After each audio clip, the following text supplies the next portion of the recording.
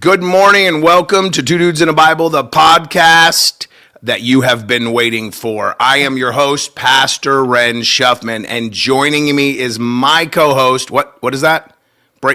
Breaking news. This just in.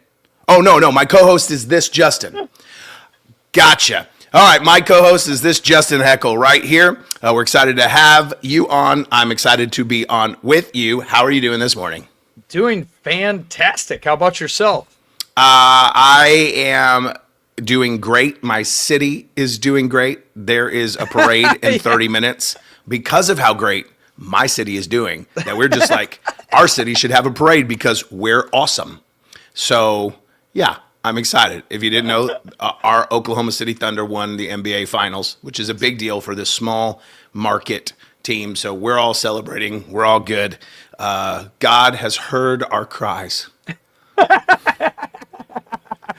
So good morning, everyone, and welcome to the podcast. Let us know where you're watching from. Say hello, and you'll see the comments scroll on the screen. This is a live recording. You know, it's funny that you said this is a live recording. Live in front of a live studio audience. Dude, we need a laugh track. Right. I can do that. But I feel like Andre the Giant right there. We need a laugh track. You are the laugh track. You are the laugh track. If you don't understand that reference, find another podcast. Yeah, that's right. I've thought about starting doing interviews only with other Justins and calling it This Justin. And being like, this Justin does this for a living. That's fantastic. Would you guys watch that? This Justin. All just famous Justins or Justins doing important things. Only Justins. Because what Justin has found is that all Justins are the same.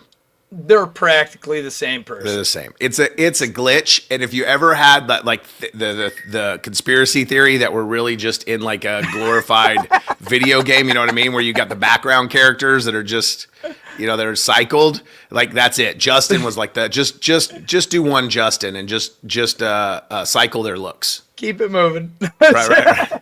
Yeah, keep it moving. All Justins. Right. Well, what is it called? Non-player character? Oh, NPC? yeah. NPC. You guys are non-player characters. We just walk around like. You're like, I'm a good husband. I'm not a player. Have you seen the video? Have you seen the videos where guys walk around like they're an NPC? Oh, nice. Oh, they took my Chewbacca away. Oh. All right, guys. Well, let us know where you're watching from this morning as we jump into the podcast today. We'll try not to be NPCs. We'll try to be players in this podcast. Yeah, go ahead. I do have a question. Do you think Gangnam Style is a Jewish song? Why would it be a Jewish song? Because it says Oppa. Oppa. Oppa Gangnam I think that's Greek. Oh, that's you're right. Greek. You're right. Oppa. We say oy vey. Oy vey. Which is like, oh, brother. Like, what the heck? It actually means whoa. Whoa. In the Bible, when it says woe unto you, actually that would be oy vey unto you. It just doesn't land the same in English. Oy vey unto you. Oh. Whoa. Like your song, woe to the one who gets between the lion and his bride. It would be oy vey to the one who gets between the lion and his bride. We're so doing a Jewish version.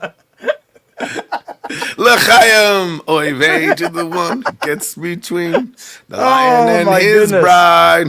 Right? We're getting all It's on sale on Spotify. Do Jews do sales? I guess it would rack in the money faster. Yes. You could get one song for $5. You can get two songs for $15. It's a deal. It's a Jewish. The funny part is when you rack stuff off like that, it actually takes me like 2 seconds for my brain to catch up. Wait a second. He just said what? I love the delayed laugh. You die in laughter, but you're like, I got to process that because my brain was going somewhere else and it's got to back up, listen to what he said, then respond. I tell people all the time, I understand the verse. Well, the fact that there are so many scriptures that say things like God laughs at our plans, and yet at the same time he's angry at the wicked, and all this kind of stuff. It's like he has all these emotions going on all at once. I'm like, I kind of do the same thing. I'm laughing and processing, and Yeah. That's right. You people that don't have ADD brain, you don't understand the Lord like we do. that's right. You don't understand the four things going through our mind all at the same time. And one of them is going to get attention, and the other three are just going to fall by the wayside all day. It's so true. My cousin was here last night helping me fix some things around the house. And I said, this is why you like having projects to do, because as we went from working on my AC and then we're going inside, I simply look over and I see that our dryer trap needs to be pulled out and cleaned out outside. And I'm like, this is why you like doing projects, because you automatically end up with like 30 things done at the end of the day because something caught your attention while you were doing the other thing. It's just you never ended up doing the thing that you originally planned to do. It's about true. It's about true. That's 100% true. That's how it works. I don't know how. I literally, when I was setting up the studio, I said I need to walk down from the other side of the building and turn on all the lights and set up the studio. I came in, turned on the soundboard, turned on the computer, walked all the way back to the other side of the building and said, I went in there to turn on the lights so they were warmed up and everything was... I didn't even turn on the lights. And that's the most important part because they take a little bit to like mellow out. And so I'm like, so I had to walk all the way back. And if you don't know, our building is 15,000 square feet. So it's not like it's on the other end and it's a long building. So I'm like, oh boy. Okay. If you didn't remember to tell him, I was going to tell him because yes, it is a ways. Yeah, it is a ways. So it's like, it's from one end to the other. So I'm like, okay, I got to walk, which I don't mind walking. So, but still I was like that. I literally went all the way to the other side, did not do what I meant to do because I got distracted by some thought and walked away. So that does happen. So if you're like that, look, I get it. It's hard sometimes for you, but I promise it's a superpower. It's one of the reasons I'm so good at ministry and I can focus on a lot of different areas. We're going to talk about that today, about how you can build a ministry, and that actually has been a superpower of mine towards building that. So don't worry about it if you are like that, okay? It's okay. You don't have to be that, but it can be a tool that you use to get a lot of different things done and have a lot of information in your head. But before we get into that topic real quick, I want to give you an update about something really cool that I talked about on Two Dudes in the Bible last time. Last time we were on here, I talked about how my hands were all jacked up at Glory in America. Do you remember that? About every time I reached for my Bible, like I had no strength in my hands. I couldn't turn the Bible. The power of God had hit me so much in my session that I had at Glory in America. I could not physically turn the Bible with my hand. I had to put the mic down and finally use both hands. Amy's excited here because she's the one that informed me that I didn't know what was going on. Okay. So I didn't know. So I'm like, I don't know if the Spirit of the Lord was on that word so much that when I came near the word, and other people were like, we got to get his Bible. And Amy, Pastor Amy, she cornered me on Sunday and said, hey, it wasn't your Bible. And I'm like, well, no. I said, no, it's not the Bible. It's not the physical book. And she's like, no, you don't know what happened. So they straight, here in my language, they straight Jehovah sneakied me. So this is what happened, Justin. This is crazy. So Keisha, who was with us, one of our team members that was traveling with us, and ministering with us. By the way, I take teams everywhere and they minister with me. So if you ever want to be a part of that, be part of our partners program, okay? ffc.church/partners, and you can travel with me and minister with me. And I take people all over the world. So she, occasionally, things have happened in our church, and I say occasionally. I don't have anything to do with this, nor do I pray for it. But occasionally people will hold up their hands and there's oil on their hands, or there's gold dust that shows up on their hands. I never have prayed for it. Don't come at me in the comments. They come up and show me their hands, okay? And if you don't understand that, fine. That's perfectly fine. But I don't pray for that. It's not something we produce, okay? And so, and I'm an investigator. I'll check to see if they have any like glittery makeup on, and if it matches their makeup, if they got anything on. It's like, why is it on your hands? Is it anywhere else? Is it on your face? Like, show me the proof. Like I'm skeptical. But anyways, she was one of those. It's like, I never have anything happen to my hand. They don't work, right? But we're in Glory in America. She looks down and she sees like sparkles all over her hands. And so she goes to like two other people and shows them her hands, and they're like, your hands have gold dust on them. And so she's freaking out, right? Because now she's finally had this encounter. And so she feels the Lord tell her that she needs to come lay hands on my hands and anoint me. But I'm already up on stage because the host, Brett Watson, he likes us speakers to have a spot on stage where we sit behind the speaker and go, amen, yeah, right?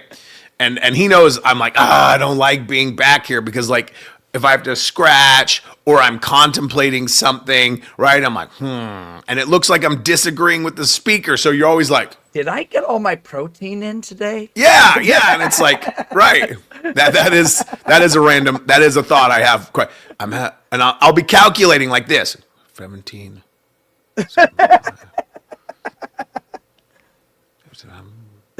Yeah, and I'm like, oh, I'm on camera.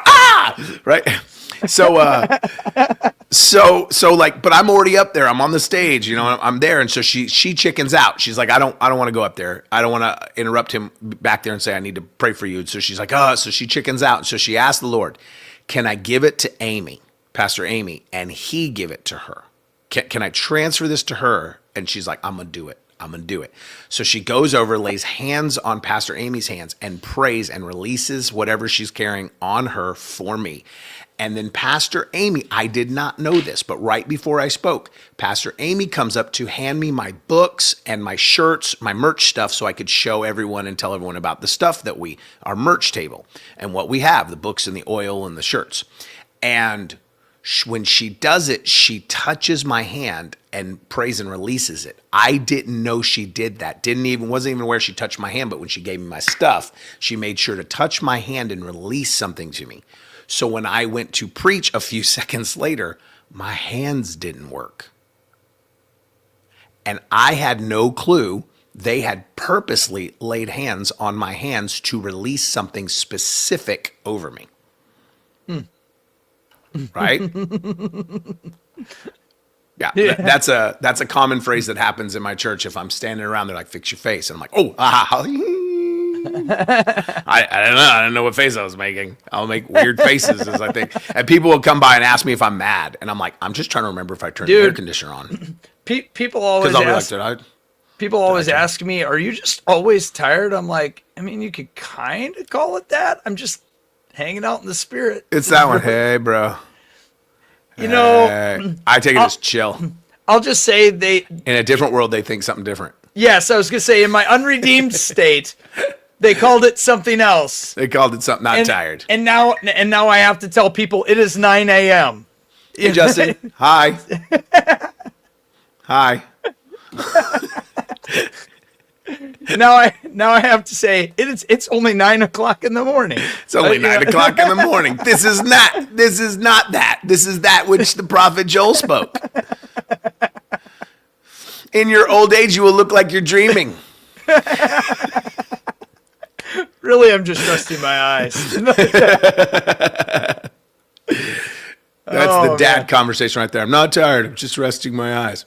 All right, so in that crazy cool, right? That's wild. So they touch my hands, and I love stories like that. Why? Because you can't make them up. You can't program them. It couldn't have been an emotional reaction by me. It couldn't be, I thought that I got something, so I mentally tricked myself. There can't be any of that. I was unaware that they had done anything, and they did not make it clear. So they got to watch their prayers have an immediate impact on me. And that's rare that I have a supernatural response to someone else praying for me. It doesn't happen often for me. So that's very rare. And so I just thought that was a crazy story. So I just wanted to share that and update awesome. Since last time. But what we want to talk about today is a little bit differently. What we really want to jump into for a few minutes is both Justin and I have the unique privilege of starting stuff from scratch with no clue what we're doing. It's a beautiful, wonderful thing of going, hey, how do we begin ministries? How do we effectively grow a ministry from nothing to something with no real resources, with not with a program, not with a kit, not with a organization, right? Where you're, like there's a lot of church planting organizations out there that will, take you through the process, or you can join a network, so to speak. And they have all these sophisticated, like we've planted, 5,000 churches. Just come grab onto our pre-done templates, right? There is that, which is super helpful. Yeah, it's Very super helpful. Super helpful. I haven't just visited Pakistan a few years ago. I visit every year, so I'll be back in November. Hallelujah. Yeah, maybe you didn't watch the news where I was sitting with the Speaker of Parliament just 6 months ago. I was yeah, go look that up. But when we started the ministry, we started it from nothing. It was a Bible study in our house. And so I give some wisdom to pastors. I've spent a lot of time, it's been a lot of our conversations like, hey, how should I do this? What should we do about starting ministries? And so one of the things I've always said, and then I'll let Justin jump off into his advice. But one of the things I've always said when pastors come to me and said, hey, what's the one thing I can do in the natural? Look, I got lots of supernatural advice for you on how to handle the supernatural side. What doesn't happen often is you get the natural advice that you need that's effective. And so one of the things I've said, if I want to give you the number one tip for what you can do if you're starting a church, okay, or starting any ministry, or starting a business for that matter, okay? This applies to pretty much anything you start from the ground up. You will be stunted waiting on other people to know what to do. Okay, it will stunt you. It will delay you. That is not a God delay. That's a you delay, because you are not prepared for the promise. Okay, if you need to be prepared for the promise, if God calls you to fight giants, you better know how to battle. Like you better know how to swing a sword. You should not wait until you get to the fight to learn how to fight. That should not be the day you learn how to swing a sword. Oh, this sword is pretty heavy. I didn't think it'd be this heavy, but I'm sure it'll all work out. God's for us, right? You need to be prepared ahead of time. And so what I tell people is this, they go, how do I recruit tech guys that can figure out how to go live? No. In my church, when I started, someone said, what's the best natural advice you can give me? I said this: know how to do everything yourself. What? That's where the ADD kicks in, because I can learn everything and then be bored and move on. Okay. And so it's like, know how to run the camera, know how the sound system works, know how the lights go, know how everything works, learn how to run the sound, then train somebody who doesn't know how to do it. You will take years to get your audio onto live stream because an expert hasn't showed up to do it for you. And so you just don't do it. You can pause, learn how to do it, and then say, you over here, come here. Let me show you how I did this. Now you push the buttons from now on. And so I never delayed anything. We went live. We had great audio. We hung lights. I know where every cable, button, switch, I did it all myself in the beginning. Now we have a full tech team, and I go in there, I'm like, what have you guys done? You've changed everything. I don't know how to run this. Because I have capable people that in the beginning, I trained where the button was. Let me give you a great example of stunting someone's growth and what I did that was bad. I had a great sound guy several years ago. I had a great sound guy, ran sound great, mixed everything really good, EQ'd everything, understood highs and lows, like knew what he was doing on the soundboard. I went out of town. It was the first time I went out of town. I checked the live stream. There's no audio. Okay? There's no audio.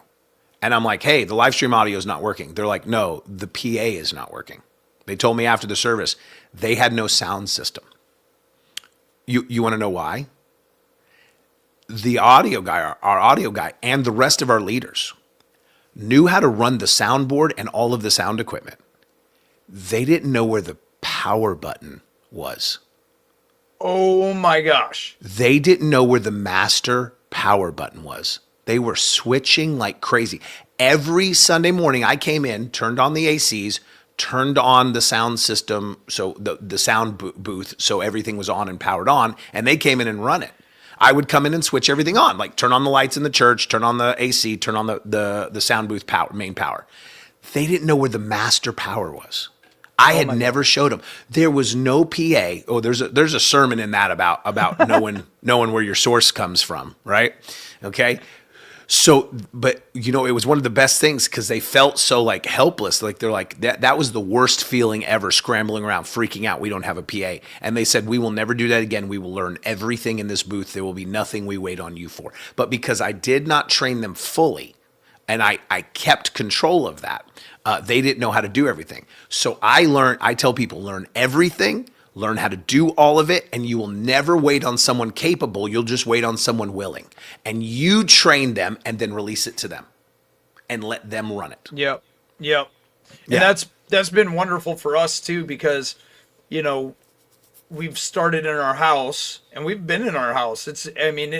We've gone through growing, shrinking, growing again, but growing with people who can lead and stuff like that. And when I say lead, most of these people are super hungry people for the Lord, but I don't know if they've never stepped into leadership or just that people never had them on their leadership teams. But I when I saw them, I went, "You're amazing.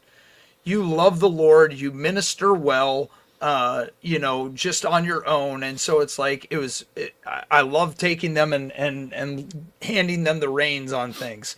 But the thing is that even in our own home, the thing is that when people would come to our house, then like Ellie and I pretty much have most things done. Well, since we've had to do some events outside of our home because there were more people attending than could be in our home, that allowed our team to truly be a team. Like we've handed out outreach to them and things like that, but in these events, they had to help set up and they had to help tear down. They had to help really be security and do things like that because it's not just in our house where we have everything already put together. Yeah, you got to learn how to put it together. And so it's actually been in the need to expand that our leadership team has come along and actually even said that they feel more like a unit because they have to hurry up and get this set up and then hurry up and get it torn down because we've got to be out of this venue by such a time or whatever, And so, but your lack of knowing every area of ministry will stunt them because now you can't go help them and tell them how to tear that down or how to put that away or how to put that up or plug it in, right? Like when you can train them and get it where they don't feel helpless. It's really important. Let me give you a business story from that when I used to run business about how that applies to business. I used to own a healthcare company and I hired a tech. And I remember the first tech I had that I had brought in there, I needed him to write some code in PHP. I'm talking over people's head. That's okay, but I understand what I'm saying. And I said, I need you to write, we're building our own software to run our code, to track our sales commissions and all of that. And I wanted him to write that. And he looked at it and he says, okay, this will take me about a month to get this module working on PHP. And I said, no, that's 2 days of coding. That's 2 days of coding. I don't code, but I understand it enough to know that's 2 days. So when I brought in another coder, it took him 2 days. And I said, I said, he's telling me a month. And he goes, man, that's a couple of days at best. And I said, that's what I said. I understood enough to know if they were doing their job correctly and not be snowed into paying someone for a month thousands of dollars that should have only been hundreds of dollars because they were, he doesn't know, so let me tell him it'll take a month and I can just work 2 days out of the month on this. No, I understand every area of my company. And I know if you're doing your job efficiently because I don't have to be able to be as good as you at it. I just need to understand it enough to hold you accountable to it and know what's happening. And so at some point, I can't be as good, but I cannot take the reins off. That's where bloating and bureaucracy come in. Mm-hmm. And it happens in churches too. Mm-hmm. It absolutely happens in churches too. And so whether it's business or church, the best thing you can do to start anything is to know every step yourself, find qualified or find committed people and then qualify them. Yeah. Right. See, he equips the called. No, he equips the committed. Yeah, come on. Many are called, but few are chosen. The difference is their commitment in the calling and saying the giving their yes, and then God will equip the committed, not just the called. Yeah. Yeah, absolutely. Well, and what Andrew said in the comments there, the about we put ourselves in holding, waiting for God to send people, and that we try to do big church before getting efficient at small intimate church, and that's what you're talking about, and what I'm talking about is the whole fact of that's what it means. Do not despise the days of small beginnings. Because otherwise, like, hey, there's just this big machine that runs, but I have no idea how to do any of it except for this tiny little piece. So then how are you able to actually tell people, how are you able to direct people on what should be going on? Or when there's a problem, how are you able to help troubleshoot if you don't know how things are done? And so it's so much easier in the long run. It's actually easier to do the days of small beginnings.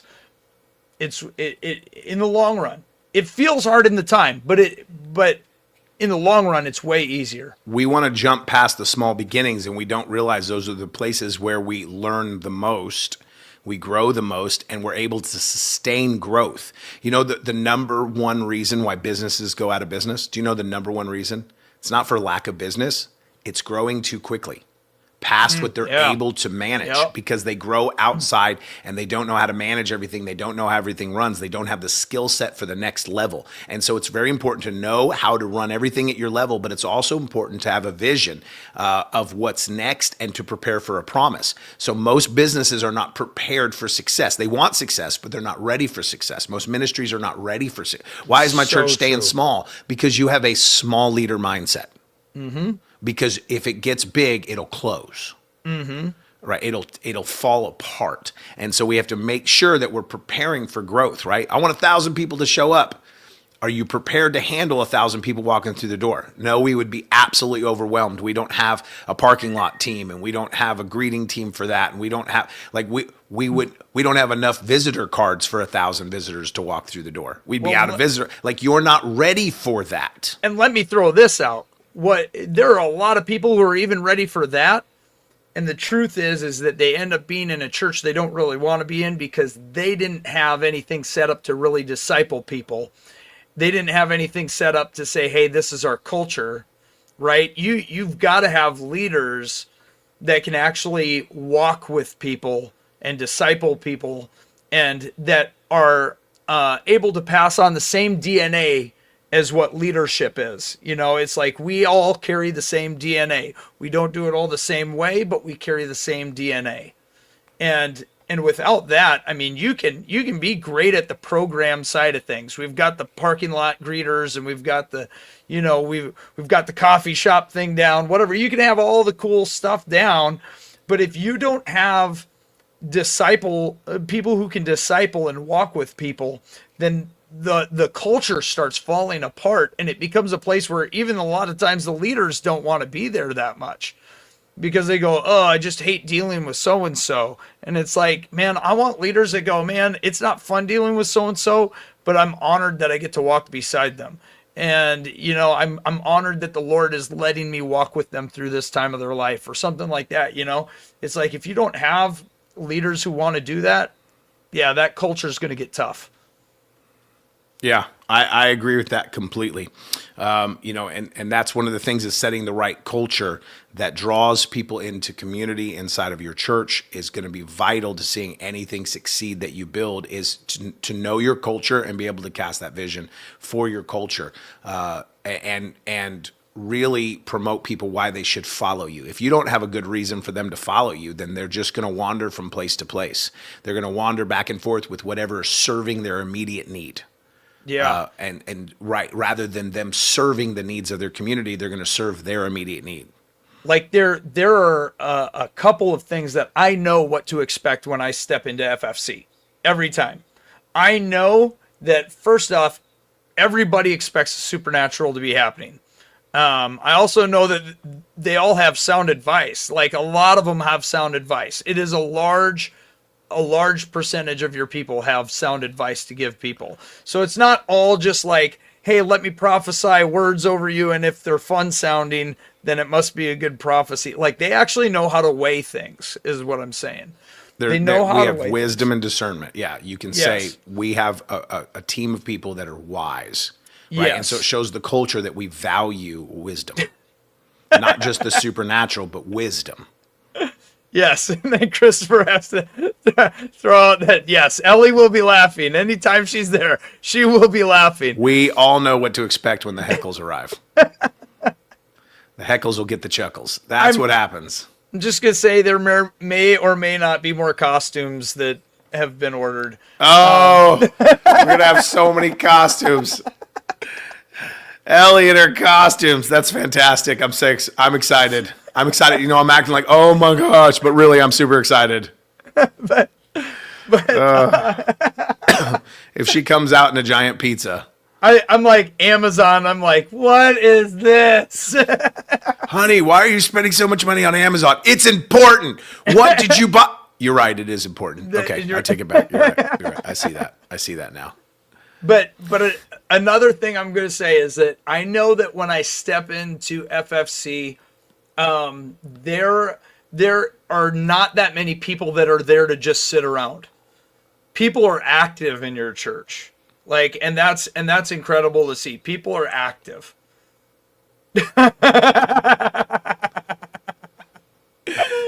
We will. Yeah. Please give Chris a heads up so he's ready to film. I will. See, there's an example of active. He's proactive. He's like, no, we're going to need to film that. I'm going to need to make that into a video. It's going to be shown. It's going to go viral. You know, Right? and here's the biggest thing that I would actually tell people. If you're wanting to start a ministry, I tell people this. We are all called to minister and serve. Okay, so we're all called to minister and serve. Do you know where a ministry comes involved? When the necessity of my serving becomes too much for me to do. When the demand on what I do to serve becomes too much for me, I need there to be a ministry. I need there to be more people coming alongside of me. We need to be like turning this into something. And so that's the way that I've gauged it. But the truth is that it comes down to serving. How are you serving? That's what a ministry is. It's about serving. And so, like, the thing that actually solidifies somebody like you, Ren, and I'm just going to go out on it and say, like, I have zero doubts. I have zero doubts about calling myself a minister. Like, when people want to judge you or criticize you, I go, look, man, I know where my heart is. I know how many people I serve. I know how much I think about them. I know how much I'm putting in for them financially, time-wise, all that kind of stuff. I know what I'm doing. That there is zero question in my heart about, am I really a minister? But that's what ministry is. And so if you're going to start a ministry, my thing is stay focused on, like, what has God given me to serve people with, and who am I serving? Yes. When I started my church, literally, I told the Lord, I said, why would I start a church when I can walk to 4 from my house? And every one of them would be grateful for the 15 people that are coming to my house on Sunday morning Bible study right now. We were trying to find somewhere to go together because our church had closed that I was the music pastor at. It had closed. And so 15 of us are trying to find somewhere to go. And the Lord, they're talking about starting a church. And I said, why would I start a church when I can walk to 4 from my house? And every one of those churches would be grateful for 15 new people. And the Lord said, because you can reach people they can't, and I need you to go get them. And that's when we developed and realized we're a crack ministry. We're finding the people that slip through the cracks, right? That don't fit there. And God showed me who it was that we were called to serve and how they weren't being served and how I could give them. And what Jesus basically has done is he has given me the fishermen. He's given me the Peters and the Andrews, right? He's given me those people that were overlooked by the Pharisees, right? They weren't taken, they weren't the summa cum laudes of the church. And see that they had been overlooked, but they were actually the ones that carried something for the world. And so God put me in a place where I knew that I was called to raise up misfits and turn them into a messenger, right? That Yeah. they were going to change the world, and other people had not seen their greatness, what they carried in their life. And so I know who I'm called to serve. I know what I attract. I know what I bring in. And so when you say, when you come in, these people have wisdom. These people, they have something valuable to share. They were rejects and misfits everywhere else. But I saw the diamond underneath, right? I saw the gold buried in the dirt. And that was so I knew what my calling is. I'm going to turn these people into something. You know, Peter, the Pharisees, when he went and he healed the man, right? And they bring him before the Sanhedrin after a shadow heals the man. Or silver and gold I have none, but what I have I freely give. And he heals the lame man. They go in and they listen to Peter defend the faith. And their statement is this is an uneducated man. Yeah. This dumb, poor fisherman, right? This is an uneducated man, but listen to what he says. It's clear he's been with Jesus. So all of a sudden they're like, this guy, he was not raised by a rabbi. He was not picked by a rabbi. He's just a fisherman. Why does he talk like he's some kind of theologian now? Like, where did all this wisdom come from?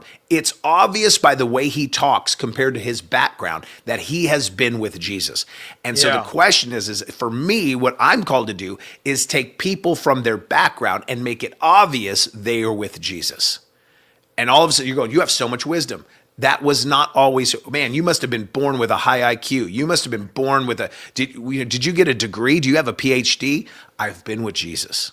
My pastor led me to Jesus, and he showed me how to grow that way. And so that's my niche, right? That's my niche. Yeah. That's my thing that God has got. Everyone, niche. You remember when we were a kid, it was niche, right? Yes. Yep. When I was a kid, it was a niche. And I was like, we got to have a niche. When did we get so like proper? Niche. It's French, you know. It's French. Oh, French.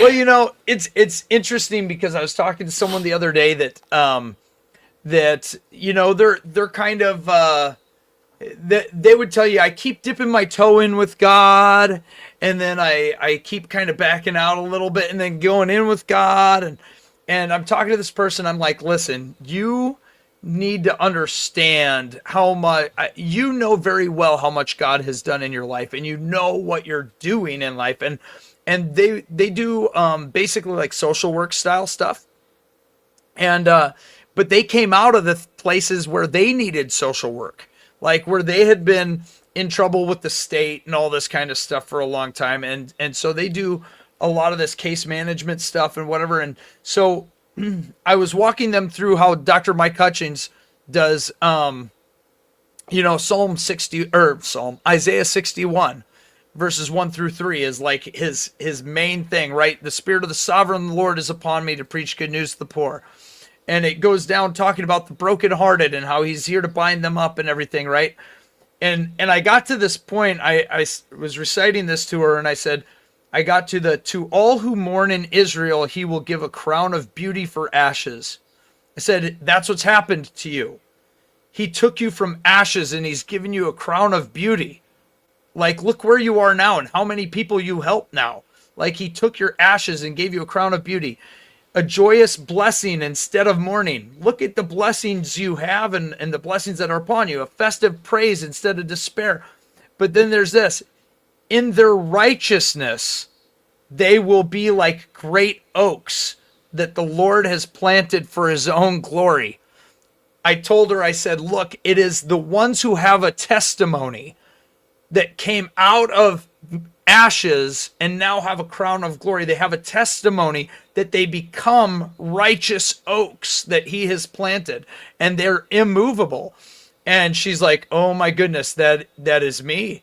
And I was like, that is you. You just need to give your yes completely to Jesus, because you're doing all the work. You're doing all the stuff. You love people very well, but you just need to actually stay in it with Jesus and believe that he actually has that for you, you know, and that he's given that to you. So as a leader, we might say that who you raise up will be rooted. Yeah. Yes. That's what it is. It's like, it's taking those who they've been in the ashes and they have a testimony now, and it's like going, hey, you have actually been called to be an oak of righteousness. because you know where you came from and you know the troubles that people like you are going through. You know what they feel like and what they're thinking. And so you know how to help them too. Right. And one of the most dangerous places to be as a leader is to be at the place where you forget what you came out of. Forget where you came from. Forget where you once were. What happens is we get super Christian and we get super Christianese, and we forget that other people don't even understand our language. Okay, a lot of times, want to start a church, make sure that you're not talking above people's heads, or you're at least explaining what's above their head. But don't forget where you came out of, because what we'll do is start going, this person, look at them. They're just, week to week falling back in the same old mess. You used to do that too. But You used to do that. And I am one of those that I'm real quick to remind them of what they put me through. Don't you for 1 second dismiss right. that person because they're difficult. You were the most difficult, and I didn't give up on you. Right. And here's the reality is what I see in ministry a lot of times is one of the things you can't do as a pastor. This is the most important as a pastor. Let me just, and then you can jump on that. Yeah. Is this is the most important thing in the pastor is don't forget what hot mess you were in the beginning, because here's what happens is you will start to dismiss people when nobody dismissed you. Okay. And what you will do is you will forget the story. You will forget the story where you came to the one you owed money to, the rich ruler, and he forgave your debt. You pleaded for him to forgive your debt, and you will turn around knowing how much you were forgiven of your dysfunction, knowing how much you were forgiven of your mismanagement of your life. Turn right around and say, hey, what about you? You owe me a debt, and have them thrown in prison. You will judge them and you will convict them for something that you had grace on, and you forget because you go, I would never, because you came out of that hot mess where you are no longer that mess. You would go, I would never do that. No. You used to do that. And you don't have the same grace that was given to you that taught you, I will never repeat that mistake again. And so because you were offered grace, now you have none, because what you've turned from grace, you've turned into legalism. And so there are so many people that I meet that were once so grateful for grace, and now grace is a gate that keeps closed other people from coming through. There is no, and they forget, oh, this person, they're very much, if you're not going to clean up your life, we're not going to be able to have you here. And they do that. And it's like you forgot what you were forgiven of. And so as a leader, you cannot fall into that trap and that lie that somehow you should be surrounded by perfect people. Here's another tip for ministry, and then I'll let them set off, that's based on that, is this. If you don't look around your church and find people struggling with sin, find hot messes, find ignorant Bible people that are ignorant of the Word of God, that you have to explain basics to, you're a dying church.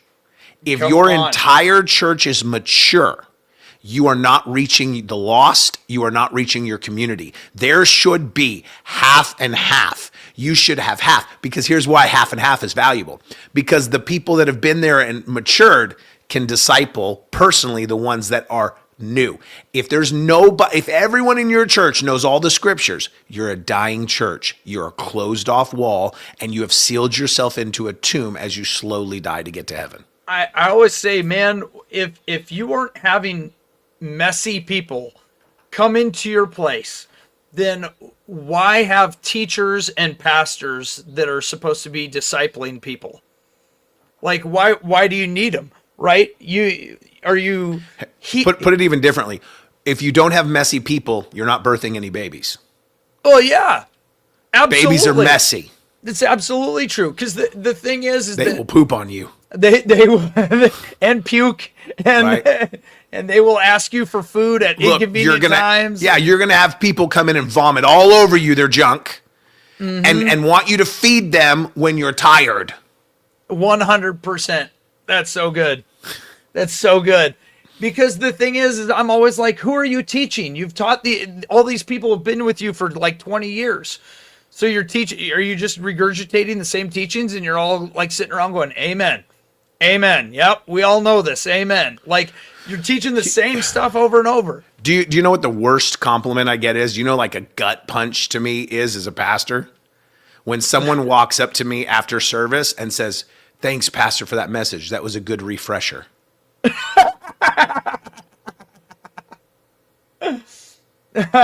need to be reminded of that sometimes.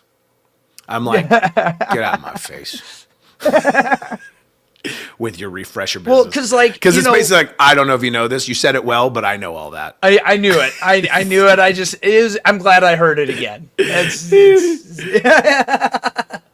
Well, it's that proverb about where there are no oxen, the stable is clean, but a harvest comes at the strength of an ox. And it's like, I need there to be people who create a mess for us. Those are my evangelists, right? I need people who create a mess. Not just say that. I'm looking for people that will make a mess in my church. But what I'm saying is, they do a few things that cause a mess in a great way. One is that they bring in people who are messes, and number two, they keep the people who are spick and span. They keep throwing out to them hey, where are you on our outreach? Hey, and stuff like that. It's like, say that again. Say that again. You're all cleaned up, but you don't know how to get down in the dirt. Yeah. Right? Because, here's the thing. Why is it that you don't see me on Sunday morning wearing suits and ties all the time? Why am I not over it? Sometimes I dress up, and I do on occasion and stuff, and I like to wear a blazer. But how come it is that I don't wear my expensive suit every Sunday morning? Because I worship on my face a lot of times.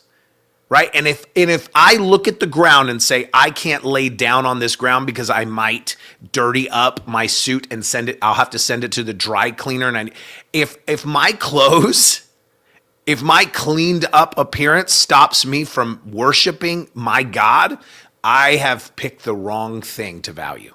Come on. There is a reason why every time someone in the Bible wanted to get close to Jesus, they didn't put on their suit and tie. I've heard that argument my whole life. It's like a date with Jesus. You wouldn't go on a date like that, right? You would wear your Sunday best. You would wear your best for a date with Jesus. And there's nothing wrong with that. But here's what I found in the Bible. Anytime someone went to the next level in their relationship with God and they wanted to get serious about their relationship with God and they said, that's it, I'm breaking every barrier and I'm going to another level and I'm crying out to the Lord and I expect an encounter, they took off the fancy clothes, they put on potato sacks and covered themselves with ashes. They downgraded their clothing so they could fall on their face. You have valued the wrong thing. There's nothing wrong with dressing up, but you have valued the wrong thing. There is no value in that. Yeah. The only value of dressing up is so that people take you seriously. So when you preach, you're taken seriously. There's nothing wrong with that. But I better be willing to ruin my suit by falling on my face and putting holes. There should be some suits. If I'm wearing suits every morning, I should get up on Sunday morning and there should be holes in my knees. Mm-hmm. And everyone would say, why does he have holes in his knees on a suit? Because the man doesn't get off his knees in worship. That's genuine. I want to see that. Yeah. Right. I'm not criticizing you if you wear a suit. I'm just saying make sure what your value is. Who was it? James that they called old camel knees or something like that? I can't remember. That because he had calluses on his knees from kneeling and praying so much. I can't remember. But even going back to that whole stable scenario, it's oxen that bring in the harvest, but they also make a mess. They make a mess. But here's the thing, you pastors and teachers, if there's no mess, I don't need stable hands. I don't need stable hands if there's no mess. Come on. Did you hear what he just said? If there's, I had an assistant that worked for me at one point. She got super frustrated at me because I never remember where I'm going and what I'm supposed to be doing and what day it is and what time it was. And she's like, "Ooh, it's so frustrating that you don't remember any of the stuff you're supposed to do." And I stopped her and I said, "Hey, I need you to understand something. If I was capable of just remembering my whole schedule and keeping up with it, you wouldn't have a job." Yeah. I said, "What would I need you to assist me in? What would I need someone to handle that for me for?" I said, if I was able to remember all that and do all that capably, you would have no place to serve. You want me to be like you instead of need you. Oh, come on. Crystal, it's not me that he's talking. No, it's not. It's not Crystal. But is it? No, Crystal's like, no, I'm like him. And it's something practical, with this, and actually we had to remember this in worship this week, because this is something I talk about quite a bit with worship, is I need to remember who I'm in front of. Because the truth is if I go into deep throne room songs with people who are brand new, or if it's an evangelism outreach type thing and I'm playing worship for that, if I'm doing things that are meant to pull in the lost, a lot of times they're needing to hear about the love of God. They're not needing to hear about the throne room. They're needing know your audience. Yeah, you need to know where they are. And the thing is you know what? The mature bride actually likes hearing about the throne room. They're like, just talk to me about Jesus. Just get me like feeling like I'm in the presence, right? But Create an atmosphere for a throne room encounter. That's what they're looking for. Yes, but that brand new Christian doesn't have a clue what you're talking about a lot of the time. Yes, there's probably on the podcast when we said that, they went, I don't know what you mean, throne room experience. That sounds, they don't even get what I mean by that. And that's okay. And then there's where I'd say the people who they've learned to be a servant, and I love devotional songs. So like, Lord, I give you my heart, I give you my soul, like that kind of stuff. Live for you alone. I'll tell you, I watch more people because we don't do a lot of devotional songs anymore. There aren't a lot of devotional songs anymore. They're all either love Sir, Jesus. speak for yourself. I do them. You need to do them more. I love doing them. But we'll go as a places. church. Yes, We'll go places. Yes. they don't do them a lot. Yeah, we'll go places, and if we start singing "This Is My Desire," my goodness, people break down crying like crazy, because there's that piece in us that says, I want to know I'm devoted to the Lord too. yeah. I want to know I'm in this. And Yeah, well, but go ahead. So know your audience. You have to know what you're going, to make that point. I'm not necessarily going to preach a simple salvation message to a room full of pastors. Yes. Although maybe depending on what pastors, I might have to, that might be the better, but that would not be when I preach that message, right? Like, and I'm not going to stand at Pakistan to 100,000 people that have come, Muslims, to hear about the gospel and talk to them about pastoral. I'm not going to give the message we're giving today about building a church to those 100,000 that have never heard the gospel. Like, I need to know, where are they? See, because when I say know your audience, what that means is, where are you in the journey of your relationship with God? Where can I meet you in that journey? And what is your next step? It doesn't do any good if I tell you how to climb a mountain you're still a mile from. You need to know how to get the mile. You need to know how to get where you're at. Do I make a left turn or a right turn to get where I'm going? Well, once you get there, you're going to go into the city and make a left at the first. I'm not there. I don't know. I'm at a fork and I need to know to go left or go right. And you're talking to me about when I get there. Yeah. I don't know how to get there, and you're ahead of me. And so it's know your audiences, know what step they're on, and speak to them there. So as a leader, someone who's building something, know where your people are. I had that happen when we first had a church. We had a Wednesday night, and we were doing very simple stuff. And people that were more mature got very frustrated. Why is it so simple? And why are you talking so simple? Because you'll talk over these ones' heads.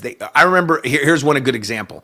One of the husbands of an elder at our church comes up to me, and it was Rabbi Shoshana, and her husband came up to me, and he goes, this is very early in our church, and he goes, you're not a shepherd, right? Like, you're not a pastor, like a shepherd pastor. He goes, you're not a shepherd, right? And I went, mm-hmm. And he goes, you're an apostle, like you're apostolic. I don't call myself anything, but this is what he's saying, right? And I went, shh. Mm-hmm. And he goes, so why do you call yourself a pastor? Why don't you call yourself an apostle? I said, a couple of reasons. I said, one, we're a new church, and a lot of these people are unchurched. They don't know what that word means.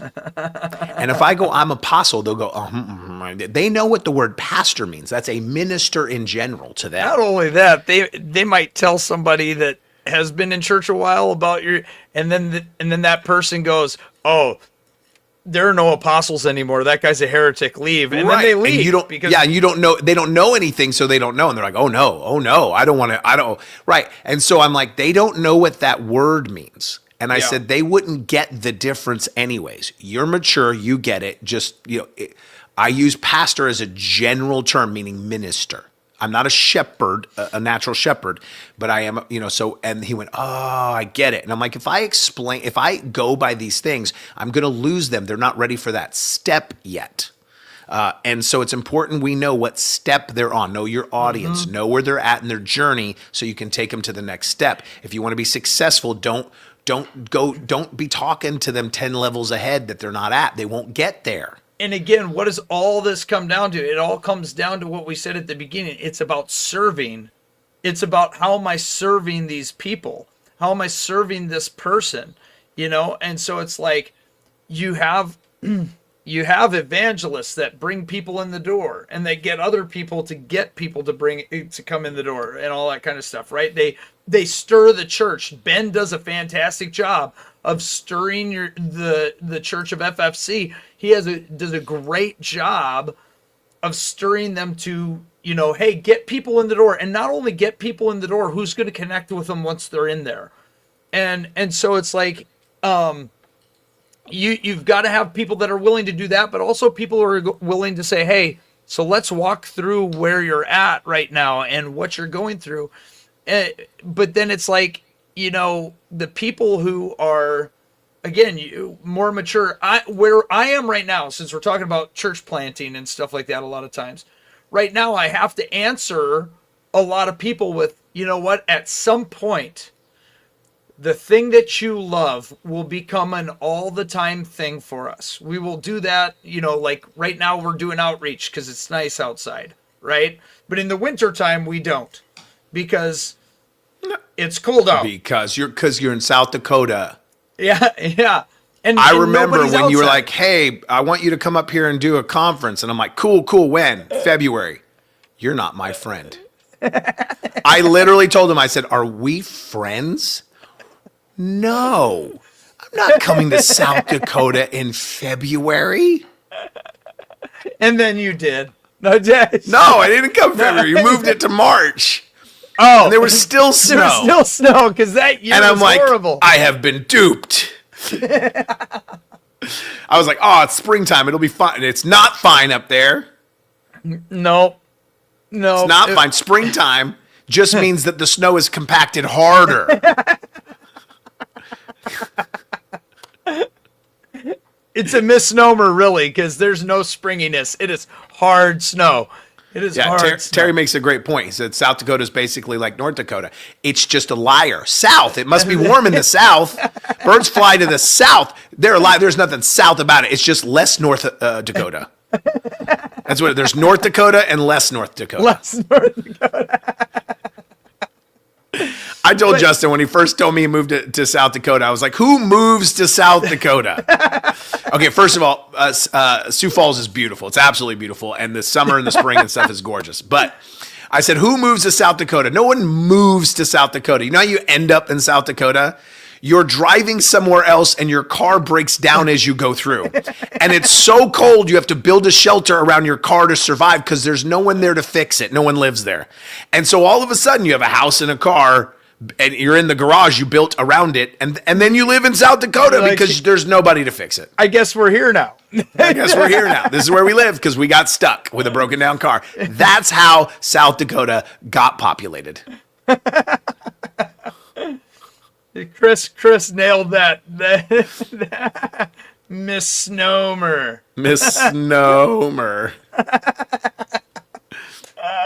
Misnomer. Man, I can't even.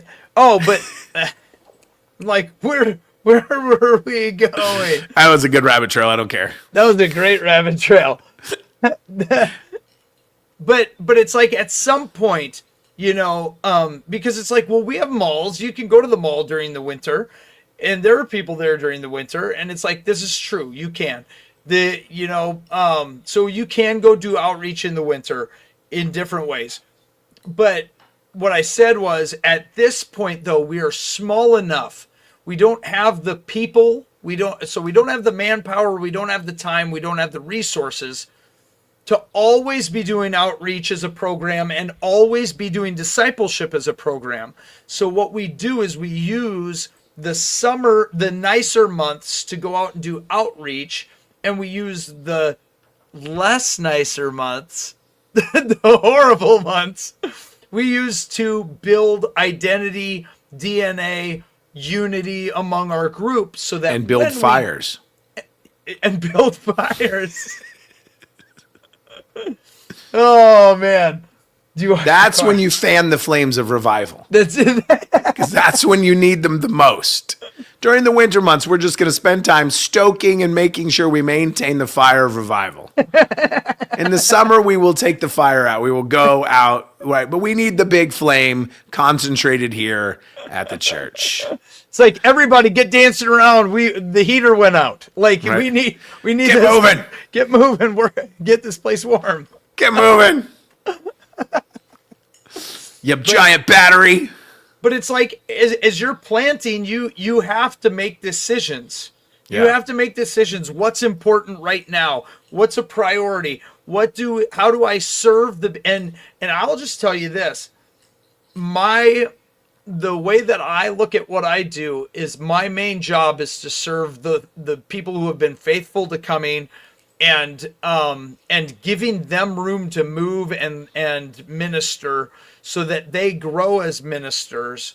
Yeah. So that they get, it's like, what do you need in order to do that better? So again, like Mikhail is our big evangelist. It's like, okay, man, so what do you need to go out more?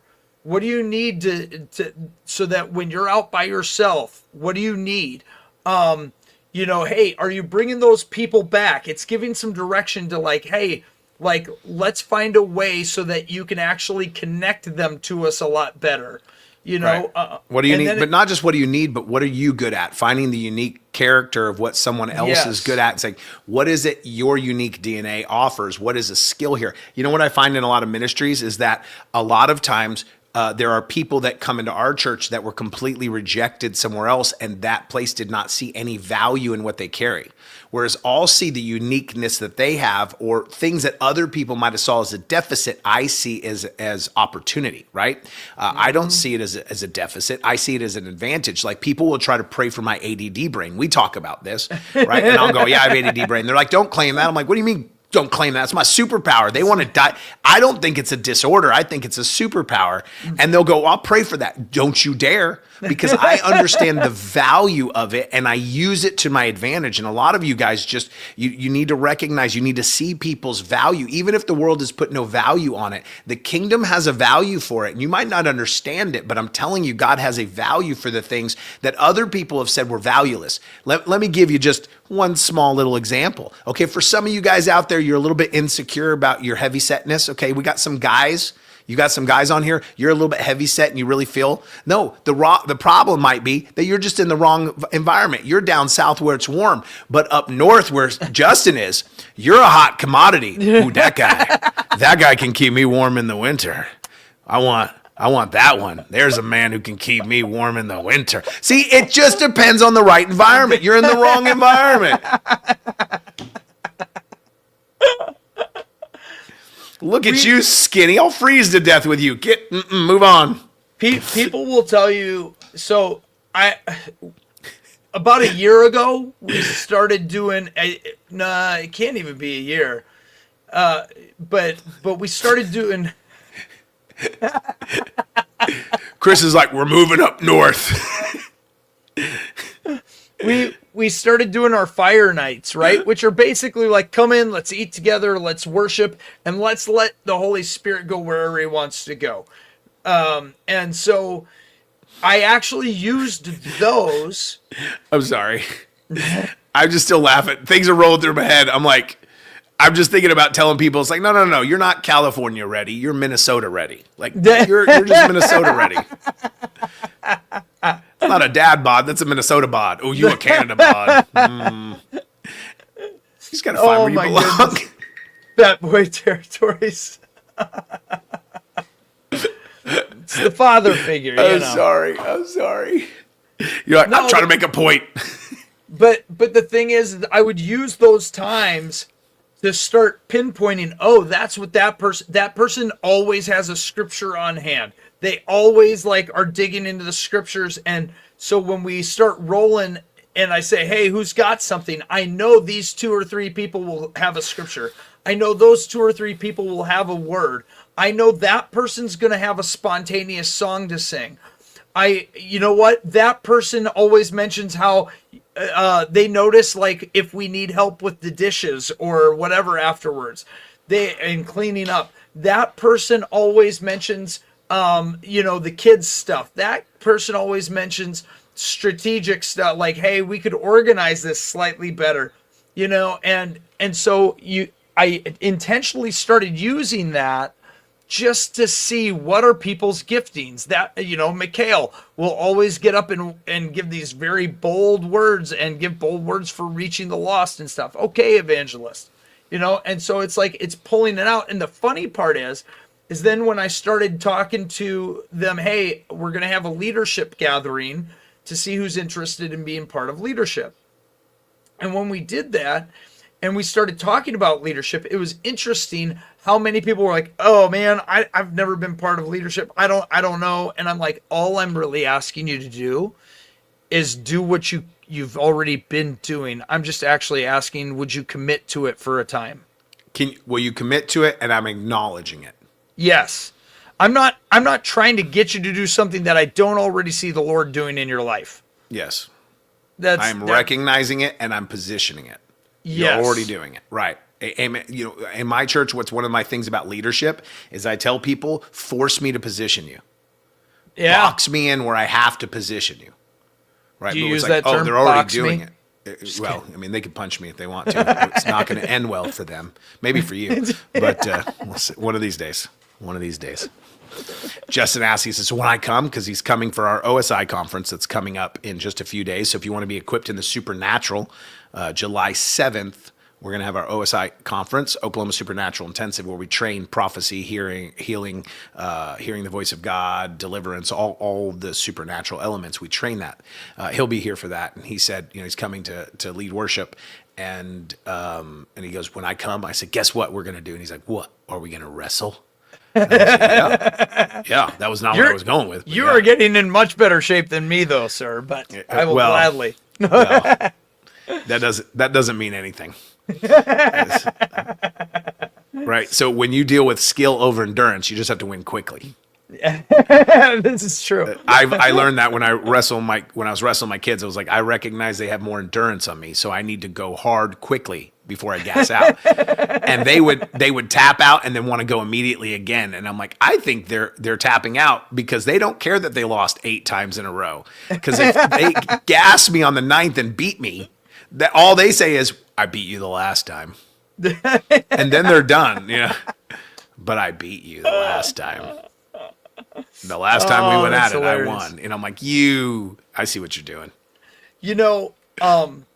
Something funny though too with interesting funny, not funny, interesting funny, is that they better not. That I can hear his voice, Dean. I can hear his voice. They better not. Better not mouth off to me. I'll climb you like a spider monkey. But I had an older gentleman approach me who comes and volunteers at the mission, and he said, "Hey, so I've been hearing some things about your house. Tell me about what's going on." And so I told him, and he goes, "Well, my wife and I have kind of been, we've been considering starting a house church." And my thing is, I don't care if you want to have church in a house, have it in a regular church building, whatever. But he was like, we've been talking about having a house church, but we just don't know how that looks. And he's an older gentleman, and he's like, we just really like a lot of the older songs. We just feel like a lot of the churches that we go to, they have the programs and they have all the stuff, but we just really want to have intimacy with people, but we also want to, there are some older things that we appreciate. And he asked if I would help him with that. And I said, yeah, and he knows my style of stuff, but I am so willing to help him do what he's doing because I know that, I know what you carry. And I know that you have people that want to come and to have that flavor of thing. I am so willing to help you set up your flavor, and Yes. you be able to do that. Yes. Because there should be more people that go, look, what we want to do is straight dig into some scripture, because like our side, we'll dig into scripture, but we'll prophesy and we'll go off on all sorts of things. But they want to pretty much go straight scripture and older hymns. And they want to do it with people in a very family feel, and so they want to start a house church. I'm like, I am very willing to help you set that up. I am very willing to help you run in that. One of the best things I've done for my people, I think, is that if you come to our church, you'll go, man, you guys got a lot of like programs and ministries going on that most churches your size don't necessarily have that many, right? Like you have a lot. And it's not because we keep trying to do more things. It's that I want to provide more opportunities for what makes people come alive. And so what I'm looking for is I'm not looking for something else you can do. I'm looking for something you're called to. And so like we have a healing room, for instance, and I had someone come to me and go, I really feel called to pray for sick people and for us to have a healing room. So I provided the space to make sure what she feels called to and what makes her come alive is provided for. And so my job as a leader to help grow my ministry is not just for people to catch my vision and help me with it. It's for me to catch their vision and help them with it inside our church, and to allow more things that make them come alive, and to support what God has called, help them discover their identity, empower them to live out their destiny. That's our slogan, but it's our heart, it's our heartbeat. And to empower them to live out their destiny means I prepare for them to be able to live it out. I don't fit a round peg in a square hole. Like that's not what I'm trying to do. I am trying to create a space for them and say, hey, if this is what you feel led to, let me help support that and come alongside the vision that you have. So if you want people to support the vision of your ministry, your business, whatever, support their vision. When I was in business, I said this, people asked me, so do you want to be a millionaire? You want to make $1 million, which I did, in the beginning, but it's like, do you want to be a millionaire? And I said, I thought about it and I said, that's not my goal. My goal is not to be a millionaire. My goal is to make millionaires. And they said, why? I said, well, because anybody can get dumb luck and get lucky one time and make $1 million. If you just bought Bitcoin in the very beginning, put $10 in it, you're a millionaire. So, but anybody can dumb luck hit and make $1 million. But only qualified, successful people that are capable can create it in others. Mm-hmm. And so I said this, if I just focus on helping others become a millionaire, I will obviously have made the money that I'm going to make. It will come to me regardless if I can just support them. And so when I transferred into ministry, I took that mentality with me. If I can help other people fulfill the call of God and be successful at what God has called them to, then my own ministry will also be successful. I don't have to worry about it. It'll be a byproduct. Instead of me focused on me, I focus on others. And so as a leader starting something, learn to support other people's vision. Yeah. Come alongside other people's vision. I don't know if you find this as much as I do. And maybe this is because I feel like God trained me. First off, God's shown me a lot in the last week or so. He's been like, Justin, there's a reason why Tom Sawyer, did I tell you about that? About why the picture of Tom Sawyer getting people to paint the fence has stuck in your head over a long period of time. You mentioned it, but I can't remember. Okay. I worked at a pizza place for and we would make taco salads and things like that. But I'd constantly find things like the taco salad or whatever that they'd tell me, hey, someone needs this taco salad made. And I'd go, oh, I don't know how to make that. I had worked there for almost 4 years. I knew how to make everything. I just was lazy, right? So, but the Lord goes, Justin, do you not see how even in your unredeemed state, I was building you to be apostolic? Because I was training, I always was building into you how to get other people to do the work, right? It was not about you doing the work, even when it was for selfishness sake in your unredeemed state. But now you just get other people to do the work because you actually take joy in watching people participate on the fun. You could go do it all yourself if you wanted to, but you have way more fun when other people are participating. And so I was always building that into you. But here's something I've noticed with that is that I often don't have visions and ideas of my own. It's just a really weird thing. And something else is that the Lord, we were in a ministry where it just came through leading worship. But I mean, we'd bring in guys like Will Hart. We had revival going on. So like guys like Will Hart and some other big names at that time would come in, and they'd go, I don't even want a fee. I just want to be where I've heard what's going on and I want to be there.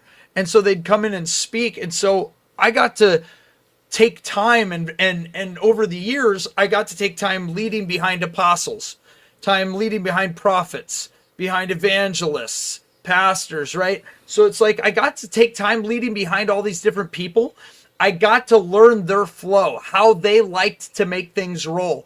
And I go, that was the Lord driving into me. This is how that office runs. This is what that office like focuses on and things like that. It allowed me to just serve them so that now I can serve them again, right? From a different stance. And but the thing is I often don't have my own vision for things other than how to serve my people better. But aside from that, it's typically my people go, I really want to do this. I have such a burning desire to go do this. And I go, awesome, let's do that. And I jump into that fully. Like my heart is fully in there with doing the outreach, with doing a prophetic or an inner healing ministry. But it's we had someone that wanted to do a homeless ministry here at our church. Crystal originally wanted to do a homeless ministry. And she says, do you have a heart for that? And I said, you don't understand how it works. I don't have a heart for that. I grew up in LA, everyone begging for change every corner. Like I got kind of hardened to that, right? And so I said, no, I don't have a heart for that. What I have a heart for is you. Yeah. And if this makes you come alive, I have a heart to see you come alive. So I have a heart for what makes you come alive. Therefore, I will support a ministry I don't have a heart for because my ministry is having a heart for you. Yes. And that's good leadership, and that's how you build something. Yes. And that's the thing too, is like, we've been seeing more and more people. I mean, we've got college kids coming from towns around here that are coming to our fire nights, and they're going, I've wanted to start this in my town, something like this, but I didn't know that there was this going on. And I was like, I would love to help you start that in your home. And so it's like, I want to pour into that. Again, are all of them going to have different things going on? Yeah, they're all going to have different things. They're different towns. Some are college towns. Others are tiny towns so they're going to look different. How do you evangelize in a tiny town versus a college town? You know what I mean? Or versus a city? Like, how do you do outreach? It's probably going to look different. Look very different. And so that's why, like when we were talking at the beginning about how there's a lot of church planting programs and whatever, and they're great. But the thing is that I'm much more interested in coming in and seeing what your exact situation is and helping you troubleshoot and walk you through it. Right, rather than a generic formula. A lot of times we try to do a generic formula, make it fit different crowds. I went to dinner last night, literally at a restaurant that was a block or less than a block from OU, from OU campus. And we're sitting at this restaurant, and I'm like, dang, there's a whole lot of 20-something-year-olds with less than 5-inch inseam shorts on right now. I'm like, there's a whole lot of thigh in this place, right? Right, like I just look around and I'm like, okay, if you want to know what was in style, it was like lightweight sweatshirts in the middle of heat, but 5-inch, or 3-inch inseam shorts. And I'm like, okay, all right, that's the in style. I see. But I'm like, and I was thinking about it. I was like, man, this demographic in this restaurant looks very different than what this same restaurant would look like 5 miles away. It wasn't a young man's restaurant, right? But the demographic of the area was all young men. So I'm like, okay, how do you reach them? It looked more like somewhere you would take some middle-aged people for a fancy little lunch, But I was thinking about the idea of how different it would be to minister there, or different would be to build something there versus somewhere else. If you're a block from a college, like it looks different. You can't use the same standard. You couldn't enforce a dress code Yeah. Yeah. on those college kids. You would lose your business. That's true. Right? They're college kids. They're going to be like, nah, we ain't going there. They have a dress code. Yeah. Yeah. They won't even let us show any thigh. You can if you wear a suit and tie. Right? Like, Suit, tie, and shorts.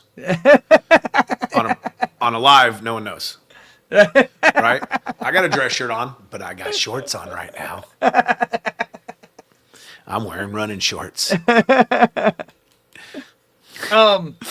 They might be Daisy Dukes. I'm not the going to show last you. thing, I told you this before we hopped on, but the last thing I would say is people expect fruit so quickly.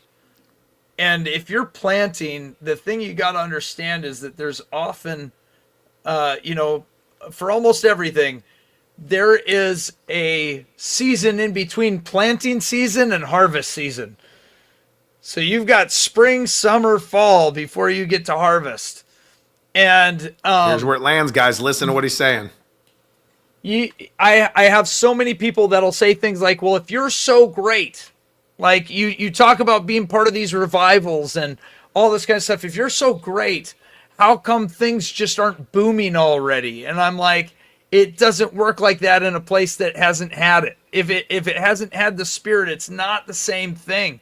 There's plowing to do. You know what? I imagine Paul was plowing a lot of the time, man. It looked very different. But it looks different from that versus getting to go when I get to go to places that it's a church like Freedom Fellowship, and they cultivate a hunger for the Lord. So I go in there and it's like, man, I could sing out of the phone book and we'll start like going, oh man, there are angels all around the room. Like, you can harvest in that atmosphere because Yes. this place has matured the years to produce fruit. Not every fruit tree fruits the first couple of years. yeah. You can see the tree, but there is no fruit. Oh, you have no fruit. Not yet. There's a difference between the planting, the growing, and the harvesting seasons. Yes. They are not months. They are sometimes years apart. Yes. I will actually say this. I worked in an area for a while that did not appreciate me while I was there. It did not appreciate me a whole lot while I was there. But I saw a lot happen. Again, my focus was not, do the church people accept me? My focus was, am I growing the people that are hungry? That's Yes. all I cared about. And so, so someone mentioned to me, and they were like, yeah, but man, that area did not like you when you were there. And someone else goes, man, your name gets tossed around a lot there though now, in good ways. And I said, well, the thing is, Just send me a list. I'll handle it. I said, I never cared about who accepted me, who didn't accept me. The thing is that I knew what I was doing, and because another person then pitched in and said, but the way you led worship and the way that you discipled people became a standard that the whole area changed to doing it that way. And the way that they all do it today is because of the way you did it then. And I go, that was the thing, is I kept my eye on, if I keep faithful to my assignment, what fruit is supposed to be born out of this place. And so people may not have liked me, but today they're all doing the stuff that I brought in. Come on. That's exactly it. So there was a difference between your plowing season, your planting season, your growing season, and your fruit season. Yes. Eventually, fruit showed up because it Yes. was rooted well. Yes. You know what? And rooting, man, it's a dirty job. Plowing is a dirty job. You have to dig through a lot of dirt, and it is not always fun, and it's not always clean. But you keep pressing on till you see fruit. So if you're in a season right now where you're plowing away, or you're trying to plant yourself, like there's a season. And if you're a minister and you have people in your church, well, they're not fruiting, but are they rooting? If they're sitting there rooting, they may be in a rooting season until they get rooted, and then you can ask them to be fruitful. Yes. Right. Then That's you can so start to good. produce fruit right. Don't prune them too early. Yeah. Yeah. Yeah. Don't Yeah. prune them too early. That's really. We were just talking about that in our ministry school. We lose students in the very beginning because we go over a forgiveness book where we try to get them to let go of all the junk, get them cleaned up so they're ready to be poured into, right? We're trying to clean out their vessels so they're ready to be poured into. And what we realized is they're not rooted and matured enough to deal with the worst trauma of their life initially. And so we're trying to get them to forgive the worst stuff they went through so they're ready to be poured into. The reality is they need to be poured into and flush some of that stuff out naturally as they're poured into before they're ready to clean up the rest. A lot of before times they're ready to polish it up. Yeah, a And lot of so- times it takes them seeing and going, man, I want the freedom I see in you, or the constant joy or the Right. peace. They have to and get ready. that draws that out. Yeah, that's Right. that's And a really good point. let people get rooted if they're not ready, and then they will fruit in season. But don't prune them the first leaf that pops up. And let me say this too. I know we've said something along these lines before in here, but you've got to be able to value different leaders. You know, the thing is that there is a difference between between David's mighty men and Solomon's advisors. Oh, come on. And I need mighty men, but I also need advisors. Mighty men break ground. Mighty men go out and take territories, but they would also destroy.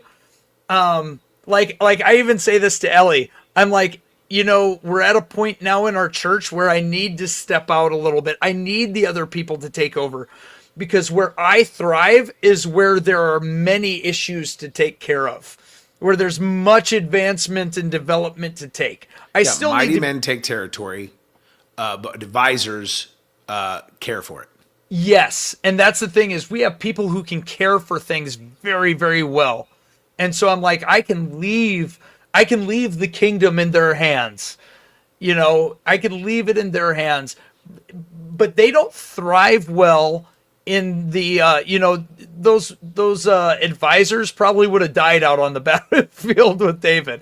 You know, and it's like, but they still serve a purpose. But what's funny is if you take one of them out of their natural environment, fish out of water, and put them in the other group will criticize them and make fun of them Yes. to each other. They'll go, this brute, all he's good for is swinging a sword. You ignoramus. You don't know how kingdoms work. You don't know how politics work. You just know how to fight a fight. But you take that advisor and you put him on the battlefield, and they're like, why don't you cry, little baby? What's the matter? You can't negotiate your way out of this one, you little soft, little, weak, girly man, right? Both of them in their environments are accurate of their assessment of the other one. Yeah, And both yeah. of them have lost their man card in the other person's environment. Yeah. So sometimes you're just not in your environment, and you're surrounded by people that do not understand the uniqueness or the position that you're called to in your life. So you're trying to be more advisory when you're called to be a warrior, or you're trying to be more of a warrior when you're called to be an advisor. Like, get in your right place in the kingdom. Yeah, yeah. And the thing is that, again, a lot of those people, like we were talking about, that they've come out of the ashes and been given that crown of beauty, and now they're righteous oaks. They often are so able to walk with people. They have the experience and things like that. That I love being able to hand people over to them, because again, it's, you know, it's kind of like a lot of times when you're teaching an elementary student how to how to understand math or something like that, it might be hard for us who have known how to do multiplication for years, right? It might be hard for us to explain to this elementary student how to do that. But the other student who just learned how to do it last year or a month ago or a couple months ago goes, oh yeah, here's all you're doing.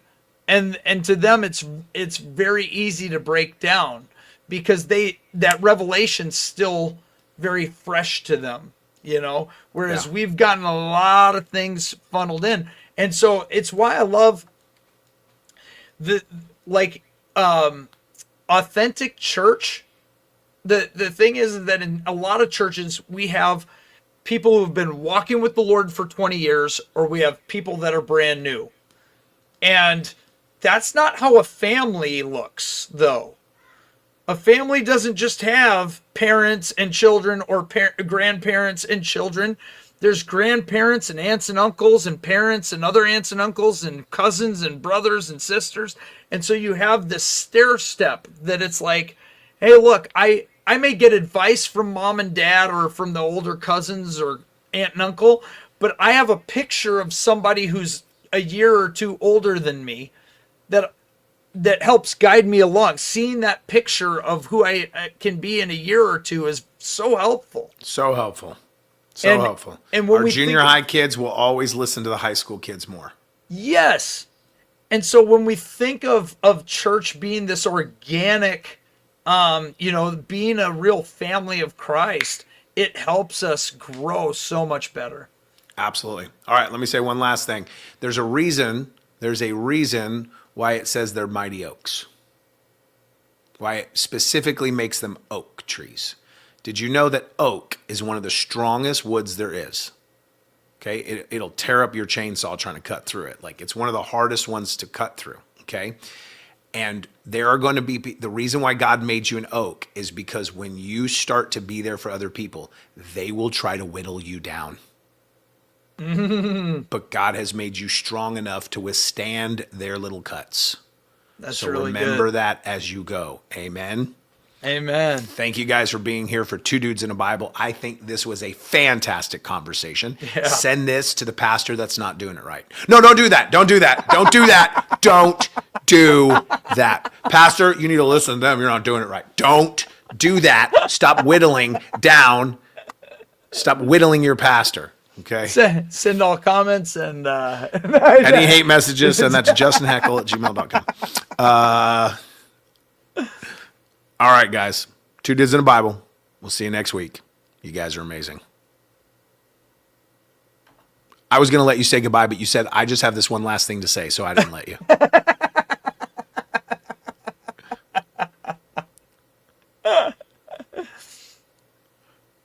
Oh my. I look forward to seeing Chris too. I said you have nothing else to say. Stop talking.